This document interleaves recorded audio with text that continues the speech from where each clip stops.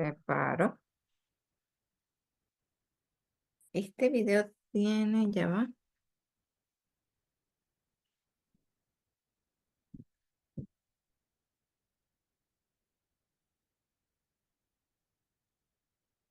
Mm,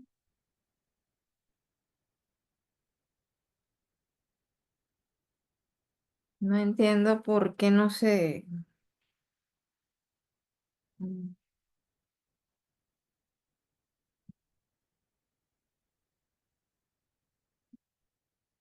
Ya va. Mm. ¿Cuánto falta? Ah, es que ya estamos ya por iniciar. Elvia, ¿le has dado? Ah, ya estamos. Bueno, si no, lo transmito. Lo que pasa es que no sé si es que es porque tengo el Zoom también con el YouTube y dos cosas como que este sistema no, la computadora se me vuelve un poco, Reina, ya han entrado varias personas, como 6 personas más o menos. ok, gracias por recordarme, no te preocupes, Claro. ya, gracias. Eh, tú compartes tu pantalla y ya va, pero déjame presentarte aquí, o sea, yo sé Sí, yo que esto. comparto, yo comparto. Tranquila. Entonces, para ponerte, ya va, hoy el día ha sido un poquito, ya va, pero vamos, sí se está grabando, pero no me está dando, es como que tengo muchas cosas abiertas y no, voy a empezar a cerrar, ya va, porque parece que no agarra si quieres, bueno. Bueno, muy buenas tardes, sean bienvenidas. Si no me equivoco, la mayoría de las que estamos en el día de hoy aquí somos mujeres. El día de hoy, que es día naranja, es el segundo día naranja que tenemos en este año, que estamos iniciando prácticamente el segundo mes. Hoy es 25 de febrero. Día naranja, que es momento para concientizar sobre las diferentes formas de violencia basadas en género que existen. En este sentido, bueno, aquí está es que me presenta, no me diga que están viendo el Excel, o sí. Se está viendo como que se te guindó y eso. O sea, todavía estás compartiendo la pantalla. Sí, es que no me quiere dejar Si de quieres, veo si compartir. yo puedo, deja a ver si yo puedo compartir de una vez la presentación, a ver si sale. Ya va así. Yo no sé si por qué Avisa. se quedó, o sea, Ya, ya estoy compartiendo, avísame a ver si se ve. sí, Se ve sí, la presentación, se ve, sí. Chévere. porque esta computadora se me quedó. Tranquilo. No, es que a veces las computadoras y sobre todo ya cuando tienen su tiempito, bueno, el colapso, ya va.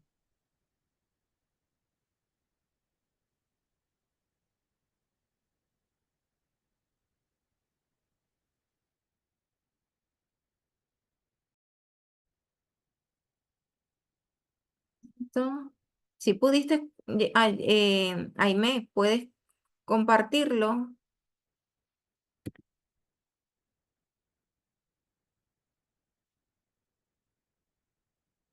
Sí, está compartiéndose la pantalla, ya de una vez. Ok. Ya está puesta y todo.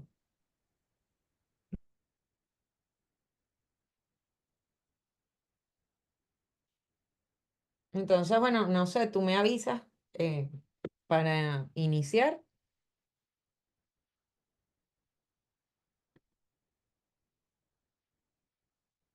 ¿Me viste, Reina? Yo espero que tú me avises si vas a hacer la presentación o algo así. O si no, ya inicio de una vez.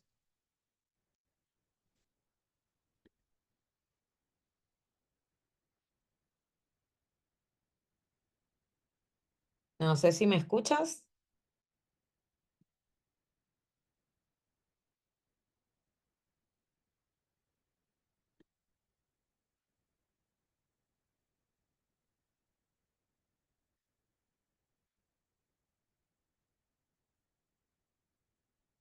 ¿Inicio de una vez?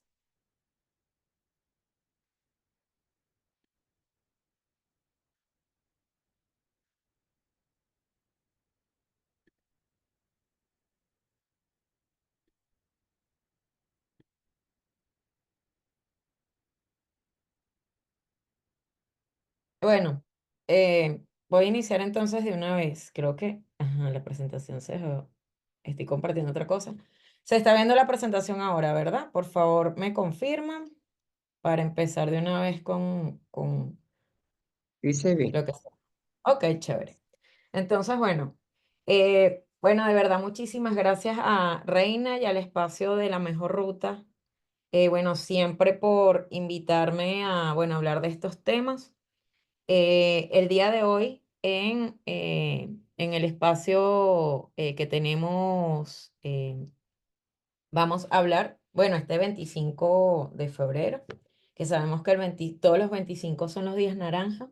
El día de hoy, en el marco de lo que sería esta campaña La Mejor Ruta para las mujeres, vamos a hablar sobre lo que son las desapariciones y trata de niñas y mujeres en Venezuela.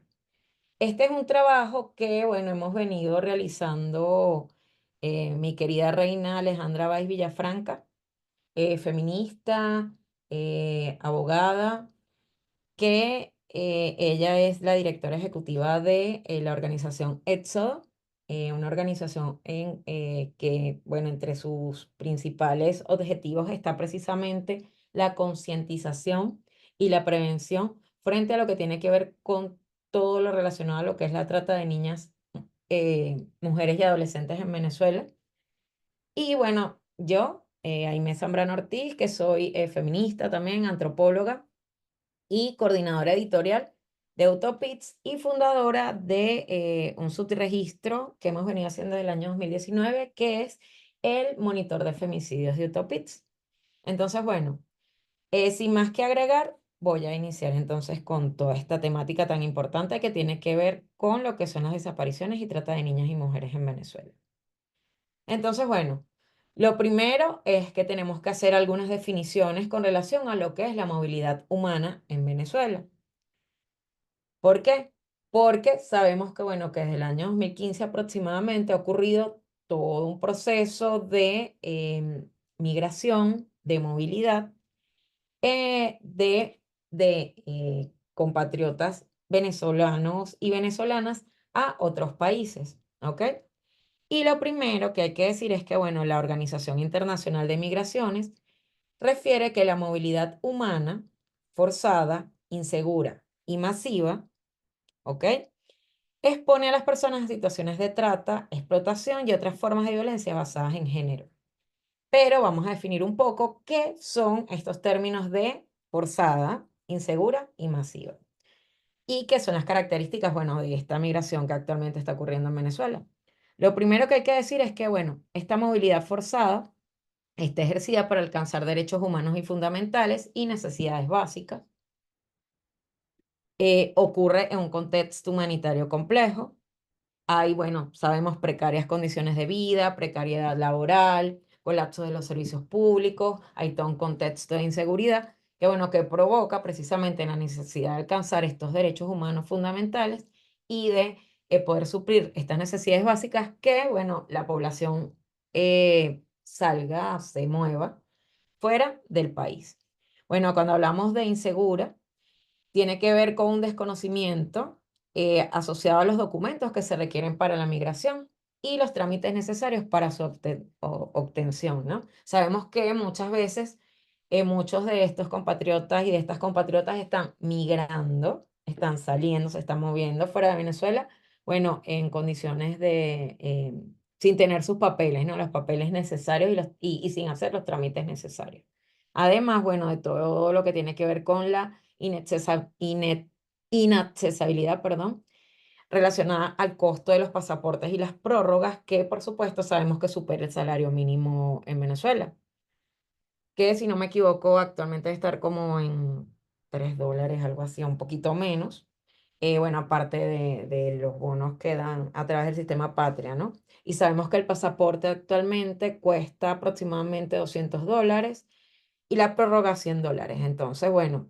ante estos costos y sabiendo que los pasaportes venezolanos son los más caros del mundo, entonces, bueno, es muy, muy complicado y cuesta arriba tener esta documentación, ¿no? Y cuando hablamos de masiva, aquí, bueno, estamos tomando los datos de la plataforma R4B para lo que fue el 3 de diciembre de 2024, cuando contabiliza que actualmente hay 7.841.241 personas migrantes, refugiadas, asiladas de Venezuela, registrados y registradas en los países anfitriones.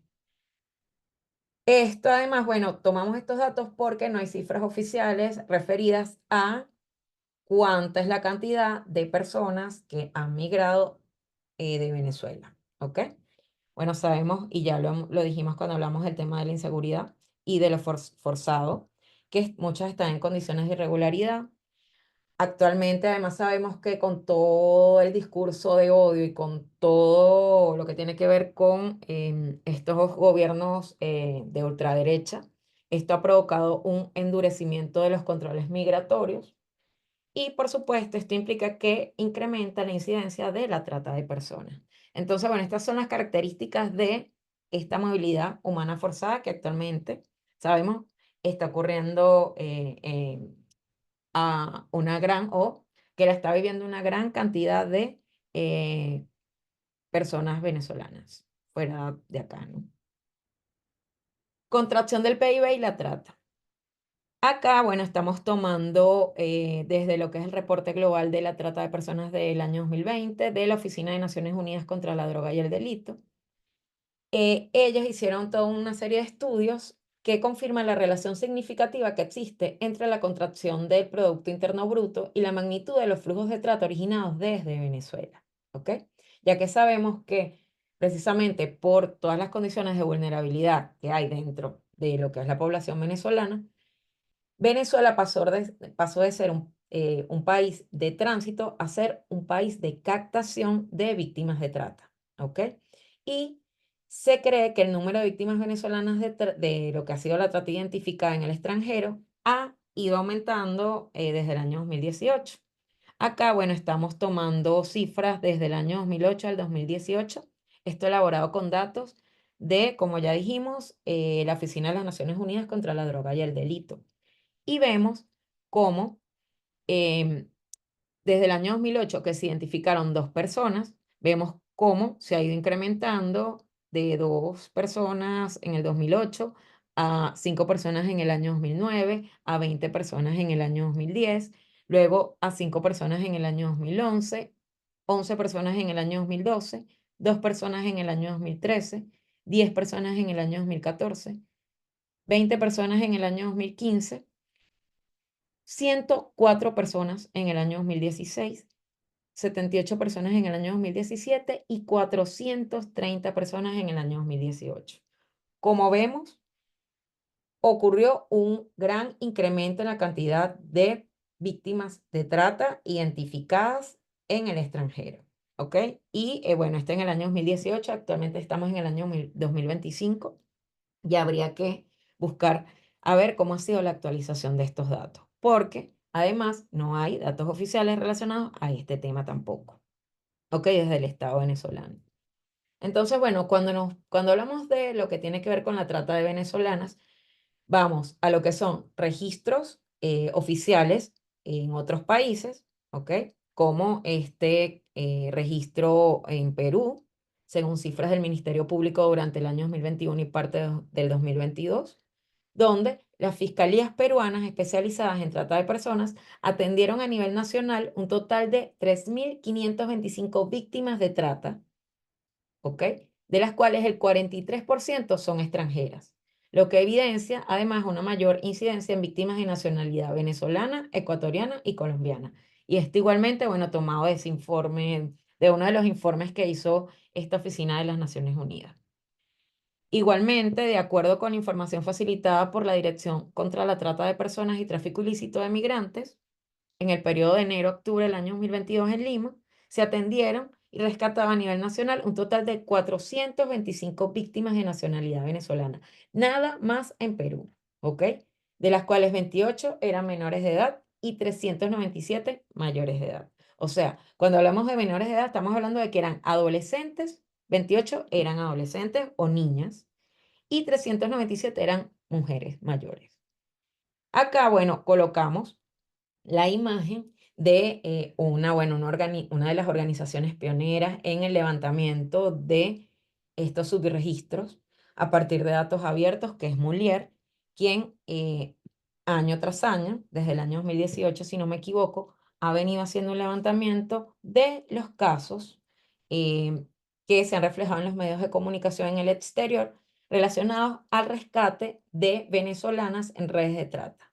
Y vemos que para el año 2023, dentro de su subregistro, y cuando hablamos de subregistro hay que explicarlo, estamos hablando de los casos que aparecen en los medios. Por ende, pueden estar ocurriendo muchísimos más casos. Además que hay una incidencia que dice que es muy complicado saber cuántas mujeres, niñas y adolescentes son víctimas de trata, porque acá estamos hablando de las que están rescatadas. No sabemos cuántas todavía están en esa condición. Entonces vemos que eh, para el año 2023 contabilizaron 1.395 venezolanas rescatadas de redes de trata en el exterior.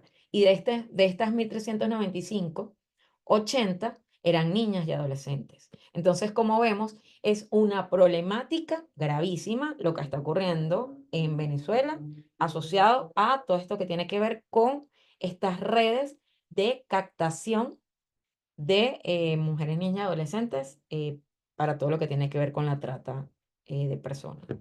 Entonces, bueno, en el marco de toda esta problemática y viendo todo lo que está ocurriendo, desde lo que fue la campaña La Mejor Ruta, desarrollamos una serie de publicaciones y entre esas, bueno, hubo una que hicimos Reina y yo, asociada a lo que son las desapariciones de niñas, y, adolescentes y mujeres en Venezuela como una forma de violencia basada en género, viendo además, bueno, toda una serie de problemáticas y falencias, podríamos decirlo así, dentro de lo que tiene que ver con las políticas públicas dirigidas precisamente a la prevención y a la mitigación de lo que es la trata de personas en Venezuela.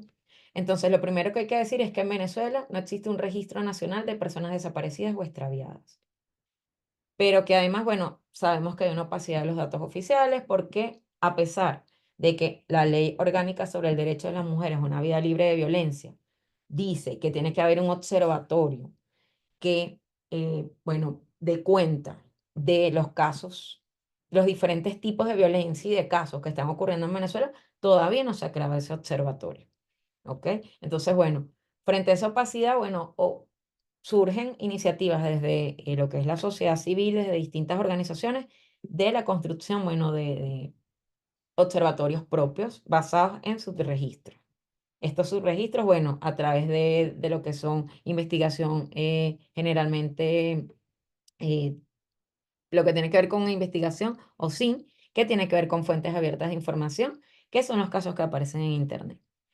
Y frente a esto, bueno, hicimos un monitoreo de los casos que aparecieron en los medios desde el 1 de enero del año 2020, perdón, hasta acá, para este específico, lo hicimos desde el 1 de enero de 2020 hasta el 15 de marzo de 2021 en Facebook, Twitter y 70 medios digitales.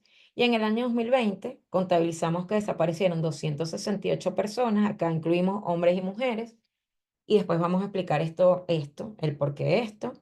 Y contabilizamos 51 personas en el año 2021, pero luego posteriormente se amplió a todo lo que fue el año 2021 y luego presentaremos el total de casos de ese año específicamente. Entonces, bueno, hay que hablar además de lo que es la desaparición de personas, porque sí, ciertamente está dentro de lo que es el ordenamiento jurídico venezolano. Porque, bueno, el artículo 45 de lo que es la Constitución de la República Bolivariana de Venezuela prohíbe a toda autoridad pública, sea civil o militar, practicar, permitir o tolerar la desaparición forzada de personas. ¿Por qué ocurre esto y por qué se tipificó en un principio lo que es la desaparición forzada de personas? Bueno, todo esto tiene que ver precisamente con esta figura, ¿ok? De este término, que además se cree que nace, hay varias investigaciones, pero la principal dice que este término de desaparición forzada de personas nace en los países del Cono Sur, ¿ok? En Argentina, en Chile y en Uruguay. ¿Por qué? Porque es una práctica y además eh, realizada por las dictaduras de estos países, ¿ok? Entonces, bueno, esto, la aparición de este término, permitió que em, en los en los diversos países de América, se comenzara, bueno, desde lo que son los códigos penales, desde diversas legislaciones, se comenzara, bueno, a tipificar la desaparición forzada de personas como un delito, ¿ok? Y como vemos, en Venezuela está dentro de lo que es la Constitución de la República Bolivariana, está en el Código Penal en el artículo 180A, donde se tipifica que es un delito continuado mientras no se establezca el destino o ubicación de la víctima, que la acción penal es imprescriptible, o sea, no es un crimen que prescribe. Si hubo una desaparición forzada de personas, por ejemplo, en los años 60, ese crimen todavía se puede juzgar en la actualidad y las personas responsables no pueden gozar de beneficios como indulto o amnistía, o sea, no puede tener este tipo de medidas sustitutivas, ¿ok?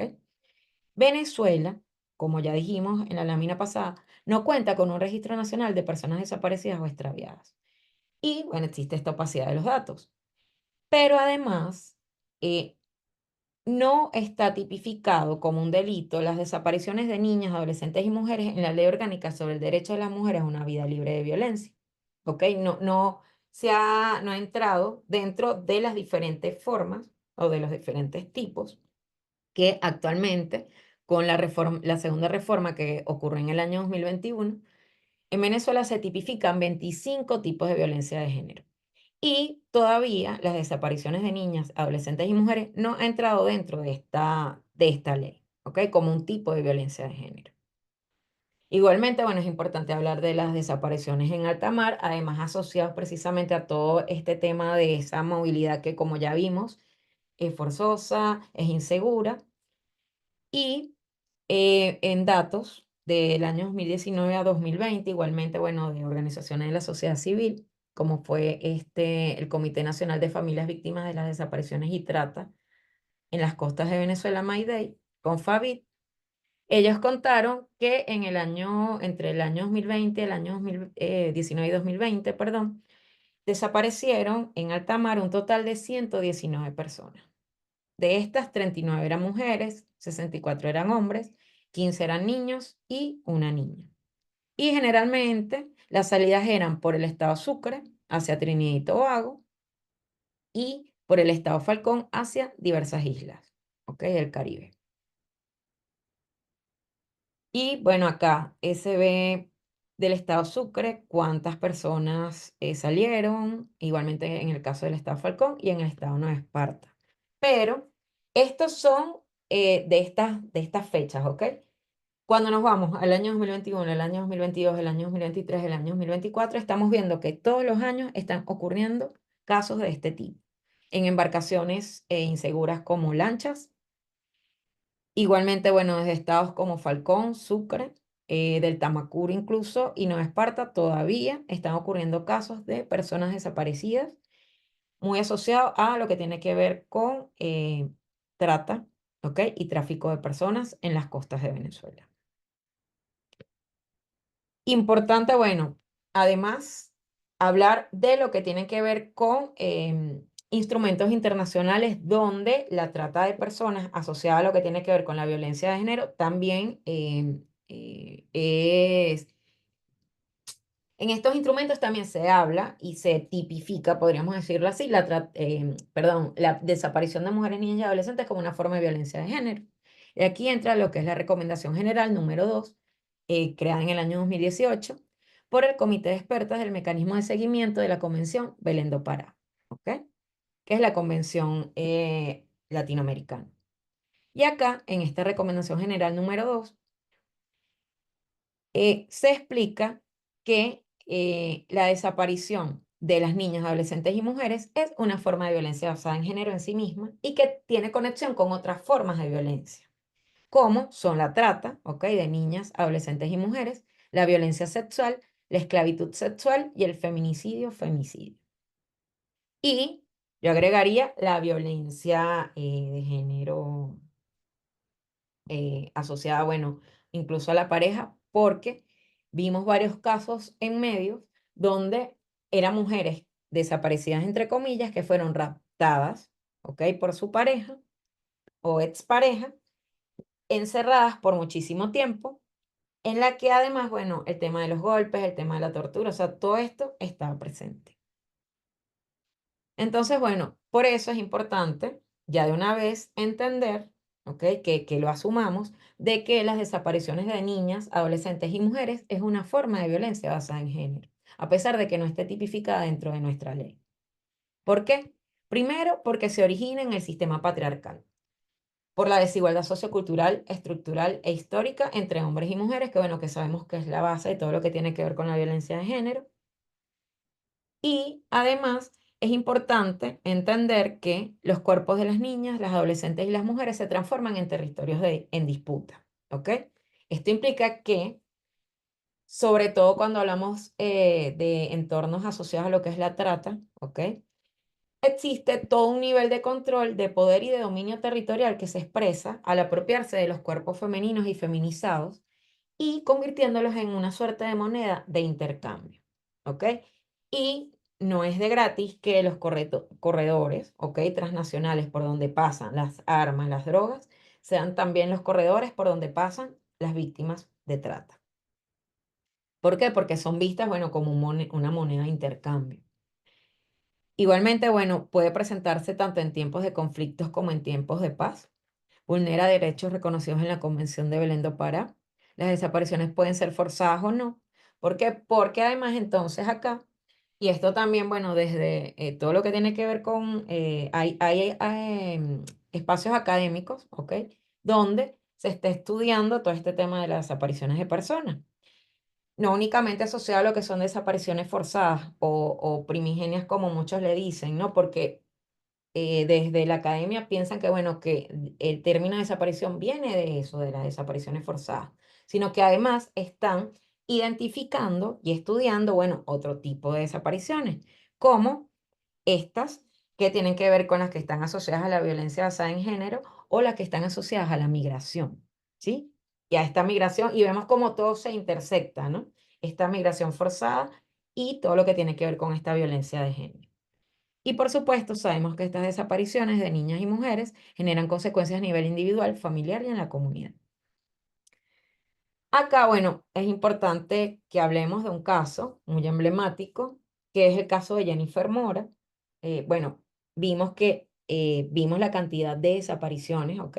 Que han ocurrido en Venezuela, pero el caso de Jennifer Mora es el caso de una joven, ¿ok? De 18 años de edad, que desapareció el 20 de agosto del año 2016 en la ciudad de Puerto Ordaz, Estado Bolívar, cuando ella se encontraba en un balneario con su hermana y un grupo de amigos y amigas.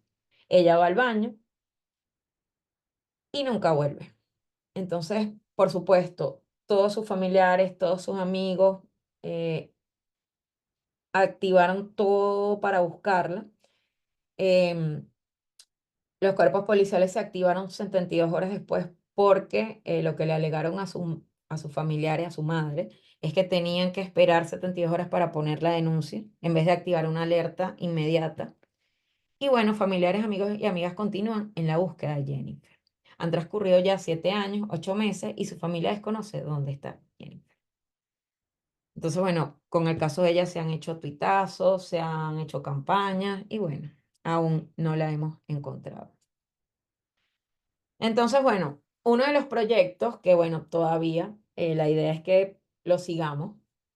Lo hemos parado, bueno, por un tema, más allá de recursos, creo que por un tema, bueno, que necesitaríamos un voluntariado para hacer todo este monitoreo de las desapariciones, ¿no? Es hasta encontrarlas, que es un proyecto que, bueno, que tenemos en conjunto Éxodo y el Monitor de Femicidios de Utopits, que es ese monitoreo de las desapariciones de niñas, adolescentes y mujeres en Venezuela. Esta, bueno, es la presentación de lo que fue el año 2020 y 2021, pero la idea sería hacerlo, bueno, en todo lo que ha sido los años siguientes. Y en este monitoreo, nosotras contabilizamos un total de, eh, y aquí fueron 268, pero creo que no fue hasta agosto. Acá fue ya el año completo, ¿no? Contabilizamos 217 personas desaparecidas en el año 2020 y 511 personas desaparecidas en el año 2021. Y de estas 217 del año 2020, 126 eran de género femenino y 91 era de género masculino. Igualmente, no, en el año 2021 fueron más, si no me equivoco, porque incluso hubo un caso bien fuerte. Claro, esto fue hasta agosto. Lo ocurrió en el mes de septiembre, que de verdad a mí me llamó muchísimo la atención, y esto apareció en los medios, ojo, apareció en Últimas Noticias, apareció en varios medios, que en el estado Bolívar, en una mina, ubicaron aproximadamente 700 personas. Claro, ahí no distinguían hombres de mujeres, entonces no sabemos bien el género, pero habían 700 personas que estaban en condiciones de desaparición, podríamos decirlo así, porque, bueno, pranes de las minas los tenían a estas personas en una mina. Y la Guardia Nacional hizo un operativo y rescató, sí, fueron como 768 personas, ¿ok? Entonces, de verdad, esto a mí me impactó mucho porque, bueno, esto era para que se armara un escándalo. E incluso creo que hubo 3 o 4 guardias nacionales heridos durante ese rescate. Entonces, para que vean, bueno, este tema de la cantidad, ¿no? Entonces, bueno, como ven, em, siempre el género femenino en estos 2 años en los que hicimos este levantamiento, el género femenino es mayoritariamente el que sufre las desapariciones, como vemos acá, ¿no? Con relación a la cantidad, haciendo la diferenciación por género. Pero además, vimos entre las conclusiones que sacamos, que la mayor cantidad de desapariciones se dio justo en el mes de marzo de 2020, cuando inició la cuarentena por COVID-19 con 46 personas, seguido de diciembre del año 2020 con 43. Durante el año 2020, las desapariciones se concentraron principalmente en el estado Bolívar, en Falcón, Táchira, Distrito Capital y Zulia. Como vemos, el estado Bolívar, en el estado Bolívar, bueno, sabemos que está todo el contexto del arco minero. El estado Falcón, como ya vimos, es un estado que sirve de tránsito, ¿ok? Eh, para salir de Venezuela hacia islas. El estado Táchira, que sabemos que también es un estado fronterizo para salir hacia Colombia. Distrito Capital y Zulia. Distrito Capital sobre todo asociado, creo yo, a lo que tiene que ver incluso con trata interna. Y Zulia, bueno, que es también un estado fronterizo. Y en el año 2021 la mayoría ocurrió en los estados Bolívar, Lara, Miranda, Zulia y Distrito Capital. De 161 personas desaparecidas en estados fronterizos en el año 2020, 161 personas desaparecidas en estados fronterizos, aquí mujeres y hombres, ¿ok? En el año 2020 y en el primer trimestre del año 2021 habían desaparecido 23 personas. Las principales edades de las víctimas de desapariciones es igual en los años 2020 y 2021. Sus edades oscilan entre los 11 a 20 años de edad. Como vemos, son personas muy jóvenes y esto ocurre de igual manera con niños, con niñas y adolescentes. En el año 2021, ¿qué vimos? ¿Ok? Acá vimos que la principal causa, ¿ok? Entre las principales causas de desapariciones de las mujeres estaban las redes de trata, con 61 casos, estaba la violencia de género, y aquí cuando hablamos de violencia de género, aquí estamos incluyendo, bueno, los femicidios, la violencia sexual, indeterminado, no se sabía muy bien por qué fue la desaparición, la violencia vicaria, redes de tráfico de personas, bueno, entraron los naufragios, bandas delincuenciales, secuestros, y aquí hay que hablar de la diferencia entre rapto y secuestro y desaparición. Secuestro es cuando se pide un rescate, ¿ok? Cuando se pide dinero, eh, cuando se secuestra a alguien. Y rapto, no piden ningún tipo de dinero, ¿ok? Y Acá, bueno, yo hice un levantamiento ya asociado a lo que tenía que ver con los casos de femicidios que desde Utopits nosotros levantamos, desde el monitor. Y contabilizamos en el año 2022 28 casos de desapariciones asociados a femicidios. En el año 2023, 31 casos y en el año 2024, 23 casos. Como vemos, hay una vinculación entre los femicidios y las desapariciones de mujeres, niñas y adolescentes. Entonces, bueno. Acá es importante hablar de lo que es la debida diligencia. ¿Qué significa esto? Que tiene que haber una investigación inmediata, oportuna, en un plazo razonable y ser propositiva. ¿Qué implica esto? Que tiene que fortalecerse las capacidades de los que son los órganos receptores de denuncia para el abordaje y la respuesta a los casos de desapariciones de niñas y mujeres. No puede ser que tenga que esperarse 72 horas para que se dé respuesta frente a este tipo de hechos, ¿ok? Tiene que haber una investigación competente y especializada. Esto implica la creación de protocolos, ¿ok?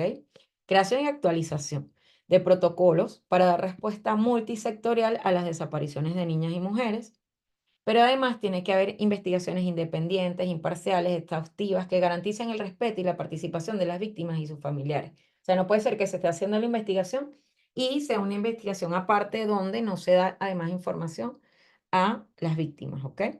A los familiares. Entonces, esto implica que igualmente hay que fortalecer las capacidades de los órganos receptores de la denuncia, así como de la investigación penal para el abordaje y la respuesta integral en los casos de desapariciones de niñas y mujeres. Igualmente, bueno, hay recomendaciones del Comité de la CEDAW, ¿ok? Esto implica que el Estado tiene que asignar recursos humanos, técnicos y financieros suficientes a la Defensoría Delegada Especial para la Protección de las Personas Migrantes, Refugiadas y Víctimas de la Trata de Personas. Además, sabemos que en Venezuela hay un plan para el tema de la trata de personas, ¿no? Que debería ser público. De modo que a partir de este plan y a partir de esta Defensoría Delegada se cumpla de manera eficaz e independiente el mandato de protección a las mujeres migrantes y refugiadas de los riesgos de la trata de los seres humanos, ¿no? Esto en general. Además, bueno, es importante las denuncias de formas contemporáneas de esclavitud, como la trata con fines sexuales y el trabajo infantil en las zonas mineras. Y como ya vimos, bueno, como les dije, este artículo, esta noticia, mejor dicho, que encontré yo en Últimas Noticias, es un ejemplo de esto, ¿no? Que está pasando en el entorno del arco minero, ¿no? Donde, bueno, hay un contexto de grupos armados y criminales no estatales que están relacionados con actividades de extracción. Incluso hay femicidios, femicidios, masacres, o sea, asociadas a esto. ¿Ok? Estos grupos armados y criminales asociados a lo que tiene que ver con estas actividades de extracción, ¿no? Y además, bueno, todavía es importante que haya una ley específica, pero que además se publique el Plan Nacional contra la Trata de Personas, que además era del año 2021 al 2025. Ya estamos en el año 2025 y todavía no se ha publicado, no es público. Y como vemos, bueno, también hay recomendaciones a la Asamblea Nacional, por supuesto, que tiene que ver con esta reforma a la Ley Orgánica sobre el Derecho de las Mujeres a una Vida Libre de Violencia, para que, bueno, entren las desapariciones de niñas, niñas y adolescentes y mujeres como una forma de delito y violencia basada en género dentro de la ley, al Ministerio del Poder Popular para las Relaciones Interiores de Justicia y Paz, que tiene que ver con la creación y automatización del Registro Nacional de Personas Desaparecidas o Extraviadas en Venezuela. Y esto debería ser el CENAMEF. La creación además de sistemas de alerta, como en otros países, está la alerta Amber, está la alerta Sofía, está la alerta Isabel Claudine en Centroamérica, asociada a las desapariciones de mujeres, de niñas y adolescentes y que son alertas inmediatas, ¿sí? Y por supuesto, bueno, la importancia de que nosotras como organizaciones feministas y de la sociedad civil nos unamos nuestras voluntades para exigir al Estado venezolano el cumplimiento efectivo de la Recomendación General número 2, que es esta asociada a las desapariciones de mujeres, niñas y adolescentes, que se hace desde el Comité de Expertas del Mecanismo de Seguimiento de la Convención de Belén do Pará. Entonces, bueno, hasta acá mi presentación. Bueno, dejo de compartir pantalla para ver, bueno, cuáles son las impresiones y si hay preguntas asociadas a esto. Gracias. Muchísimas gracias, Jaime. Muchísimas gracias por la paciencia y por iniciar a pesar de las fallas que tuvimos al comienzo. Si tienen alguna pregunta, estamos atentas. De igual forma, queremos presentarles un documental. Ya ahí me habló un poco del caso de Jennifer Mora, o mejor dicho, del tiempo y todo lo que ha significado la desaparición de Jennifer, que desde hace bastantes años inició Aimee. Si no me equivoco, Aimee, fue contigo, o sea que tú iniciaste esas publicaciones, ¿cierto? No. A ver, esto es un caso, o sea, la que hizo la vinculación con la mamá Jennifer es Manuela Pérez, que es la mamá de Adriana Orquiola, que ella tiene una articulación de familiares de víctimas de femicidio y bueno, ahí además de víctimas de femicidio también hay casos, bueno, de desapariciones, como el caso de, hay un caso que bueno, que ya va para 3 años, que es de un muchacho de 18 años, 19, que se desapareció acá en Caracas.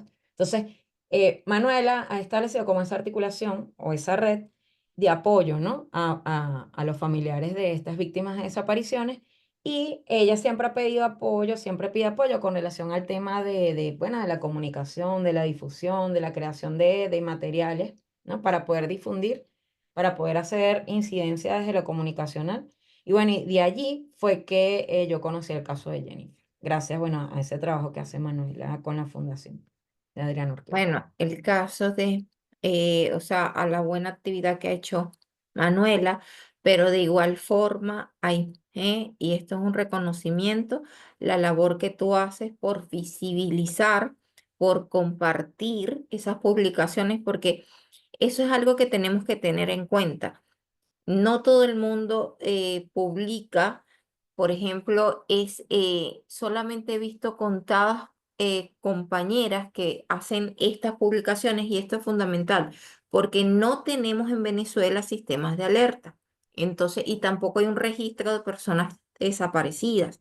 Entonces, ante esa ausencia, digamos, el uso de estas publicaciones y y las redes sociales es fundamental para visibilizar esta situación que no es única. Y quería en este sentido, hoy es 25 de febrero, día naranja, que estos días, un día como hoy, siempre es preciso concientizar sobre estas formas de violencia, y las desapariciones es una de las formas más aberrantes, al igual que el femicidio, feminicidio, la trata, porque buscan aniquilar y extinguir a las mujeres, a las niñas y adolescentes. Entonces, por eso el día de hoy se estaba hablando sobre las desapariciones. Y fíjense, aquí ya mi compañera ahí me hablaba de dónde está Jennifer Mora, de todo lo que ha sido las publicaciones. Ya son 8 años. De hecho, fíjense acá, un poco presentar el documental. El documental está en el YouTube de Éxodo. El documental fue elaborado por dos estudiantes de la Universidad Católica Andrés Bello, extensión de Guayana, y esto es importante porque a pesar, o sea, digamos, en su labor como estudiantes, hicieron esta producción audiovisual, este trabajo de investigación titulado Documental sobre la desaparición de Jennifer Mora y su impacto familiar. Es decir, no solamente la desaparición de Jennifer, sino el impacto familiar que tiene esa desaparición en su familia, su madre, sus hermanas, donde el producto final es el documental que expone quién es Jennifer como persona, como joven, mujer, las circunstancias de su desaparición y el impacto emocional en sus familiares y allegados, que 8 años después no tienen respuesta. Nuestro objetivo es, el objetivo que ellas tenían al realizar este proyecto es visibilizar a través de un documental la desaparición de Jennifer Mora, dar a conocer su historia de manera que las personas entiendan que es una situación que realmente sucede, pero que no se le da la importancia requerida. De hecho, en nuestra ley orgánica no están tipificadas como las desapariciones de niñas, adolescentes y mujeres como una forma de violencia, no se encuentra en nuestro ordenamiento jurídico especial. De igual forma, y eso genera todas unas consecuencias porque no hay protocolos de búsqueda y rescate, no hay, digamos, esa importancia, no se le da esa importancia de, digamos, de buscar y rescatar, o sea, y localizar a las niñas, adolescentes y mujeres. Y fíjense que al presentar ellas este documental, querían que su trabajo sirviera para que la sociedad empatice con estas situaciones y para que de alguna u otra manera, mediante la historia de Jennifer, se le dé voz a las historias de mujeres que han pasado por situaciones similares y no se ha hecho nada, ni por ellas, ni por erradicar la violencia de género estructural en Venezuela. Bueno, no he podido constatar si están aquí, pero ellas, las compañeras fueron invitadas. Si está Abril o la compañera Dayana, si están presentes en sala, pueden interactuar. Hola, Hola, ¿cómo estás, Dayana? Adelante. muy, muy bien, muy bien. Estamos por acá, estamos Abril y yo, y bueno, estamos muy agradecidas y honradas de verdad que se esté presentando nuestro documental. Este fue un trabajo hecho con mucho esfuerzo y de verdad que poco a poco queremos que se logre nuestro objetivo, que es visibilizar el caso de Jennifer y que se conozca no nada más cómo sucedió su desaparición, las circunstancias, sino también el impacto que ha tenido y que muchas personas, o sea, que se logre dar a conocer más el caso. Muchísimas gracias a ustedes por esta investigación y por, digamos, enfocarse en no solamente en esta desaparición, sino también el impacto y en visibilizar una de las formas más extremas de violencia. Muchísimas gracias. Ya ustedes ya son comunicadoras, ¿cierto? Porque esto fue hace un tiempo. Sí, nuestra tesis fue el año pasado en enero y bueno, ya en abril nos graduamos, ya somos licenciadas ya. Es decir, esperemos que sigan las investigaciones en su camino, en su trayectoria profesional, cuenten con Éxodo, seguramente Aimé, o sea, está también a Sí, la claro orden, que pero sí. Sí, bueno, este fue un proyecto que de verdad nos marcó muchísimo. Nosotras queríamos hacer algo, queríamos hablar de una problemática social y de verdad que la historia de Jennifer nos marcó y nos, o sea, nos identificamos no solamente con ella, que era una joven es una joven como nosotras, y bueno, nos identificamos mucho con la historia de su mamá, de sus hermanas, y de verdad que nos marcó mucho y de verdad estamos muy agradecidas con la familia de Jennifer que nos dejó entrar en sus vidas y como poder hablar de un tema tan delicado. Y es verdad, después de esto, esto nos marcó de tal forma que queremos seguir hablando de problemáticas sociales y de la violencia de género que existe en nuestro país actualmente. excelente. Dayana, Abril, muchísimas gracias por este trabajo. Éxodo lo tiene publicado en su YouTube. Ahorita se los vamos a transmitir una parte y les vamos a compartir el link para que puedan acceder al mismo y puedan compartirlo en sus redes porque recordemos que Jennifer todavía está desaparecida y este documental es una forma de, con esta investigación, compartir la historia de una familia venezolana que todavía está esperando que Jennifer regrese a su casa con sus afectos, sus amistades. En todo este contexto, desde Éxodo queremos mostrarles no solamente estos flyers que se ha realizado con motivo de esta forma de violencia basada en género más extrema, como son las desapariciones, como bien lo ha indicado Aimé en su exposición. Las desapariciones de adolescentes y mujeres son una de las formas más aberrantes de violencia basada en género, que se encuentra relacionada con otras como el femicidio, feminicidio, explotación sexual, esclavitud sexual, violencia sexual, trata con fines de explotación sexual, entre otras. Pero ¿cómo sucede? Primero te observan, te vigilan y hacen la extracción, lo que decía Aimé, raptar, el rapto, como sacar a la joven, a la mujer y llevársela. ¿Qué se debe tener en cuenta? No existe un fundamento legal para retardar la búsqueda y localización de personas durante el lapso de 72 horas. En este sentido, se tiene que tener en cuenta que cuanto más tarde la búsqueda, menos probabilidades de localizarla. Cada segundo, minuto cuenta. Ahora bien, estas son algunas recomendaciones que hemos podido, digamos, con otras compañeras de México, Colombia y de otras, digamos, de experiencias comparadas, se recabó estas recomendaciones para aquellas personas, familias que no saben qué hacer cuando un adolescente o mujer desaparece.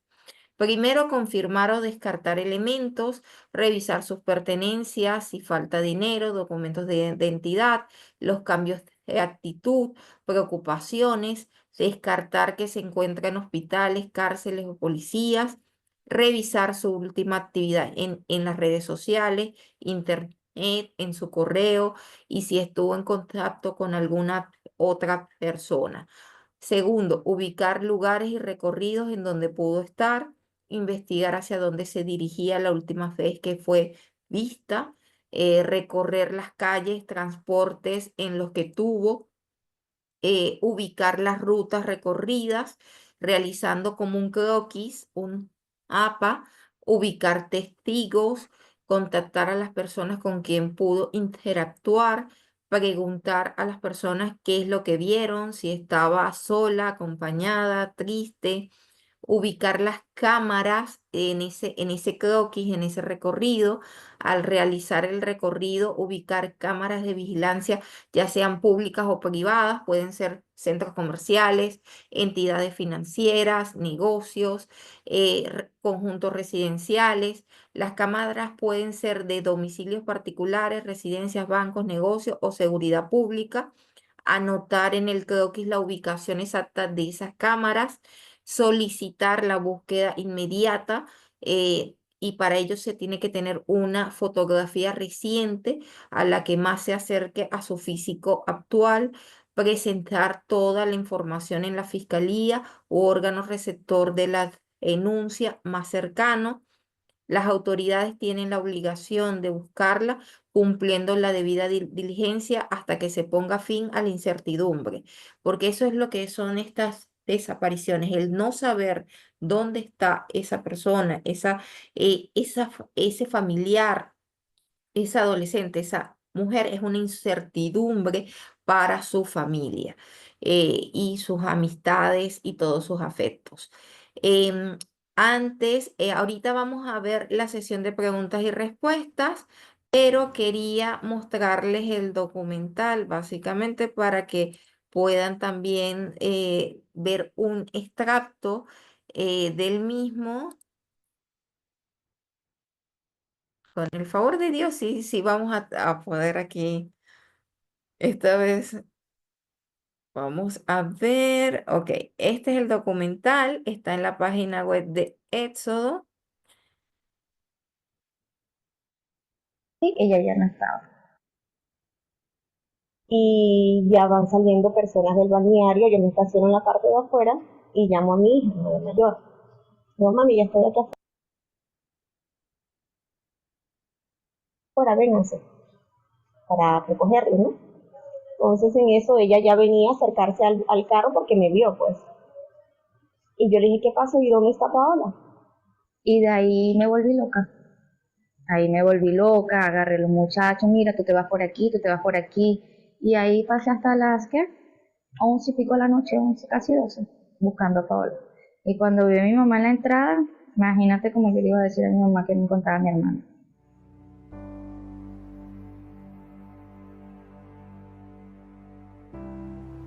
Dice que era que la llevaron. Ella no quiso irse, ella se la llevaron.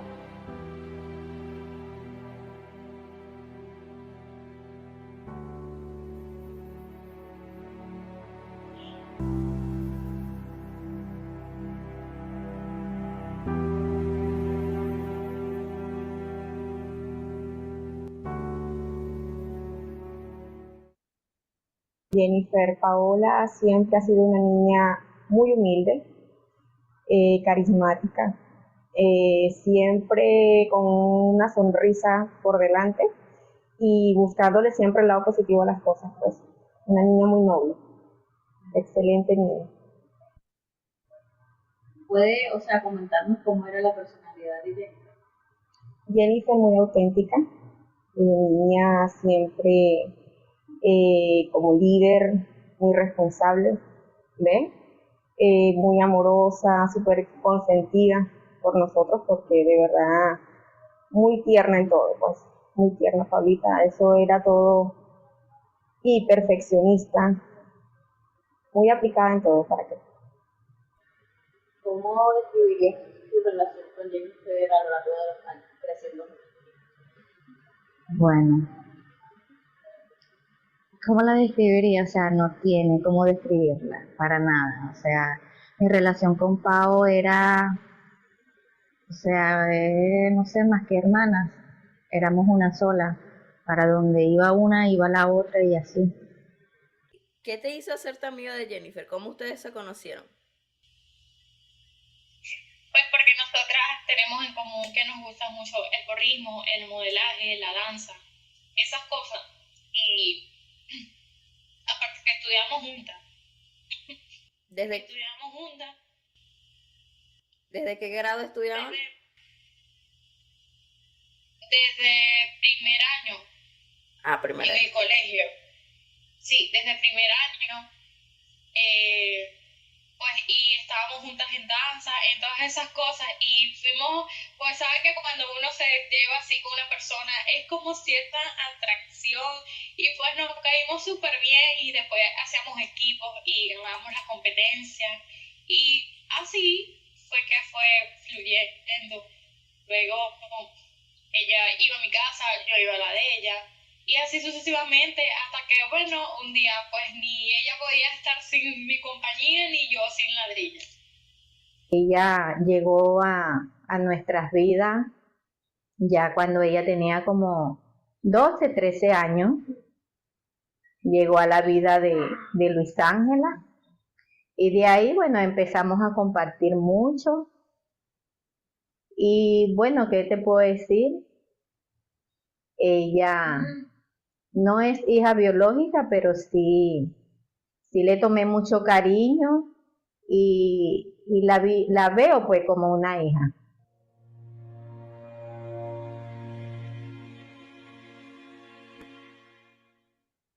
¿Qué recuerda antes de que Jennifer desapareciera? ¿Qué recuerda de ella? O sea, un día antes de ella. ¿Cuál fue el último momento que usted la vio? ¿Qué recuerda? Bueno, estábamos el domingo, ¿verdad? En la casa como todos los domingos normal. Y decidieron de ir al balneario. Tuvimos allí la visita de mi hermano con la familia, como somos tan familiar. Y nos sentamos todos a almorzar en la mesa, porque me encanta que mi mesa se llene con la familia y compartir, pues. Y estuvimos ahí compartiendo, pues, rico, como todos los domingos, en la casa. Y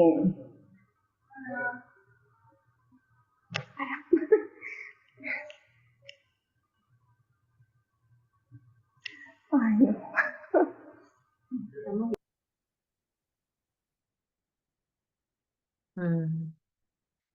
Fíjense, a veces llegamos a pensar o podemos llegar a pensar, y creo que esto es parte de lo que Abril y Dayana querían también transmitir, es que a veces pensamos que esto no nos va a ocurrir o no nos puede ocurrir o a nuestro entorno. Y esto está más cerca de cada familia de lo que uno pueda llegar a pensar o imaginar. Entonces, por eso es fundamental no solamente su tipificación, sino también su abordaje, el saber qué hacer, que existan protocolos. Y ahora, Aimé, ¿quieres agregar algo al documental? Le voy a colocar ahorita el link para que lo vean completo. Por cuestiones de tiempo no lo proyectamos completo, pero está en nuestro canal de YouTube. ¿Quieres agregar algo? Bueno, que el documental te permite ver cómo, a pesar del tiempo, ¿no? Cómo todavía, o sea, los familiares, las amigas, ¿no? Siguen en la búsqueda, ¿no? Y no pierden esa esperanza de encontrar a Jennifer, ¿no? Creo que eso es importante decirlo, pero además cómo eso afecta, ¿no? Afecta día tras día tras día a ese familiar que no sabe a ciencia cierta qué ocurrió o qué ha ocurrido o qué está ocurriendo con esa persona que ya no está. Entonces, claro, es súper, súper, eh, como decías tú, es una de las formas de violencia, yo creo, una de las más fuertes, ¿no? Porque nunca cierras como ese proceso, ¿sí? O sea, habría que decirlo así. Y bueno, la importancia de ese tema de que ante la falta de una alerta, ante la falta de los protocolos, bueno, cómo un montón de errores lleva a que se pierda tiempo, a que no se haga la investigación como es, a que no, o sea, a que estas mujeres, estas niñas adolescentes no aparezcan, ¿no? Entonces, de verdad, el documental, yo siento que mueve muchas fibras porque además, bueno, te muestra eso, ¿no? Te muestra la persona que queda, ¿no? Está el tema de esa víctima que no, que no encuentras, pero está también la víctima, que es la persona que queda en esa búsqueda, ¿no? Y que puede seguir en esa búsqueda por mucho tiempo, ¿no? Además que nunca cierra ese proceso. Entonces, bueno. Eso es lo que yo agregaría y bueno, y creo que es importante que visibilicemos esto, que hagamos incidencia como organizaciones. Bueno, yo siempre insisto en la necesidad de que nos unamos como organizaciones, como individualidades, ¿no? Que estemos sensibilizados frente a esta problemática, bueno, hacer incidencia. eh, ante la opinión pública, ante todo el mundo, ante el público en general, pero también frente, bueno, al Estado que tiene la responsabilidad y hay que exigirle que cumpla esa responsabilidad de velar por nuestras niñas, niños y adolescentes y mujeres, ¿no? Y bueno, y personas en general que están desaparecidas. Entonces, bueno, eso Sí. sería mi cierre. Gracias. Muchísimas gracias, Jaime. Hay unos comentarios o sea, pero yo sé que los he estado ya leyendo y también ya Jaime compartió la investigación que la vamos a actualizar, que por cuestión de tiempo no hemos seguido investigando más allá del 2021, cosa que, o sea, tenemos que seguir porque todavía hay mucho que investigar y en esto todas las organizaciones más que cada uno, y en esto yo creo que siempre he resaltado lo fundamental de que juntas somos más fuertes, juntas avanzamos, y no es que no tengamos diferencias, sí podemos llegar a tener diferencias, pero esas diferencias nos pueden enriquecer y que, por ejemplo, ante esta problemática, saber que la creatividad, la innovación y que juntas podemos marcar la diferencia sobre, o sea, por ejemplo, para el observatorio, la creación de observatorios o la creación de, digamos, de que en vez de que se lleven distintos monitoreos, sea un solo monitoreo, o sea, coordinado por digamos, por distintas organizaciones feministas, eso nos puede llevar a una mejor obtención de resultados. Cuando se hizo la recomendación general número 2 del 2018, la comisión de expertas destacaban que en América Latina hay muchas desapariciones, pero no se llevan registros, o muy pocos son los registros que se llevan. Y aquí, como están compañeras de Brasil y de otros países que nos acompañan, también verificar en sus países si se llevan estos registros, si existen estas. Bueno, ya Eric se está ofreciendo como voluntario. Aimee, gracias, Eric. Te vamos a contactar. Muchísimas gracias. Pero esa es la idea.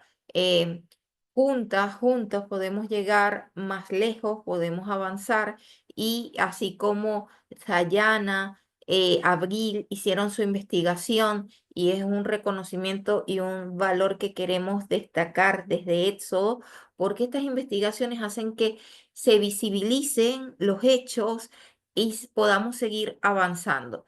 Me resta darles las gracias. Les pediría si pueden prender su cámara para la foto final, para no irnos sin la foto.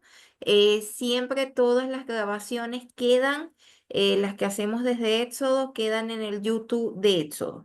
Ahí van a tener todos los que son los seminarios, las formaciones, toda esa parte.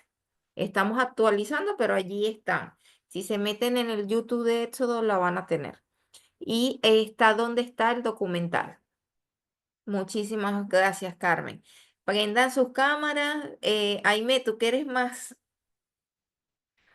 con el tema de la.